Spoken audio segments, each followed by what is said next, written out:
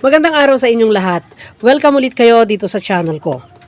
Ano ba ang mas magandang gawin mong poultry farm? Chicken meat production or egg production? Ang dalawang yan ay parehong maganda kasi parehong kikitang mga yan at parehong in demand ang mga yan.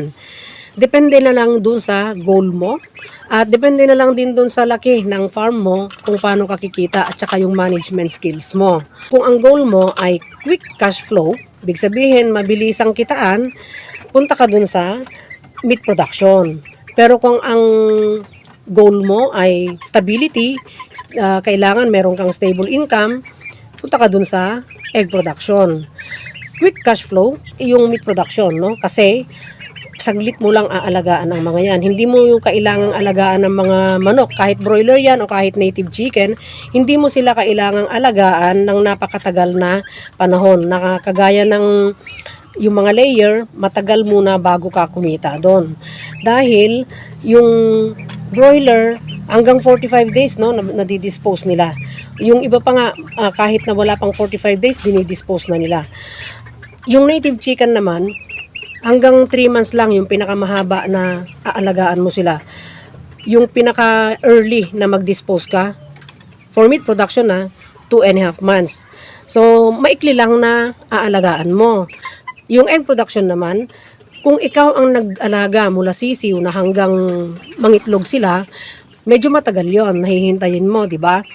Pero, kung bibilhin mo sila na ready to lay pullet, mas maikli lang ang pag-aalaga mo. Pero the same pa rin na yung goal mo na stability, ibibigay nila.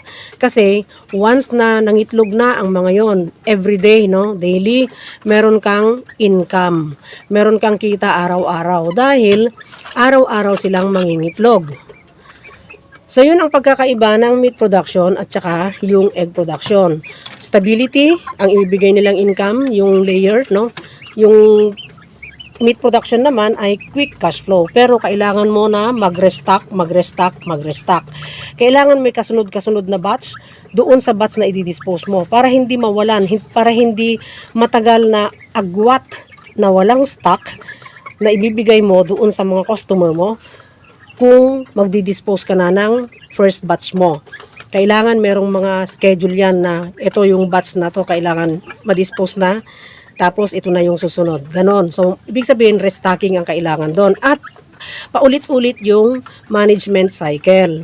Tapos, yung egg production naman, once na nangitlog sila, may initial na income ka na. Mula doon sa initial na bibigyan ka ng income, dire-diretso na yon na hanggang ilang taon, no? Pero hindi naman aabot ng 5 taon yon. Kasi ang pangingitlog lang ng mga layer ay hanggang 80 weeks. 80 weeks old sila. Swerte mo, bonus mo na, kung maganda ang management mo, maganda ang health ng mga manok mo, ay aabot sa 100 weeks old. Dahil may mga umaabot sa ganon, pero bihira. Ang karamihan ay umaabot lang ng 80 weeks old yung pangingitlog nila at ikinakal na ang mga yon. At kung pipili ka na, no, between the two, depende na doon sa capital na meron ka at depende doon sa risk tolerance mo at saka yung market dyan sa inyo. Risk tolerance kasi parehong may risk yan dahil traditional business ang mga yan. Tatantyahin mo kung kaya mo ba mag-take risk garon, di ba? So ikaw, pag-iisipan mo kung kaya mo ba mag-take risk na gawin ito, di ba? Yung egg production or meat production, ganon. So yung market naman, dahil parehong in demand yan, araw-araw kailangan ng mga tao yan, inuulam yan mula umaga hanggang gabi. Parehong inuulam yan mula umaga hanggang gabi. So, depende na dun sa lugar ninyo din.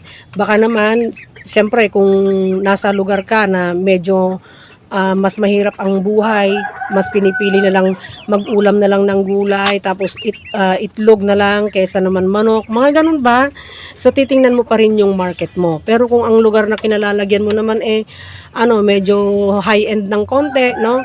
Ay tingnan mo pa rin. Pareho bang in demand dyan o yung karni lang? So kailangan tingnan mo din yung market, no? Hindi dahil in demand ang mga yan ay hindi mo natitingnan yon. Kailangan tingnan mo pa rin.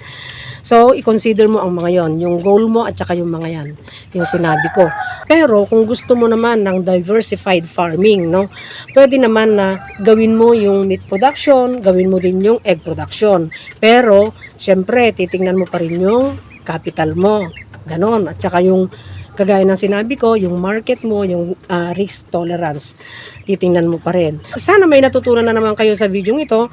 At salamat sa inyong lahat, mga old and new subscribers, mga sharer, mga nagla-like, no? Diyan mga nagko-comment. At saka free kayong magtanong. Basta kaya kong sagutin, sasagutin ko. Kung hindi ko kayo nasagot kaagad, medyo may ginagawa siguro akong iba, nabibisi ako ng konti, ganon.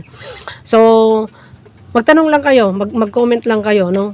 Basta related dun sa topic, okay lang, no? Sasagutin ko yon. At sana huwag kalimutang mag-like at saka yung mga bago, huwag kalimutang mag-subscribe at pakihit na rin ang notification bell para sa susunod na mga videos ay ma-notify kayo. Thank you at sana pagpalain tayong lahat araw-araw at panatilihing masaya, masigla ang ating mga alagang manok.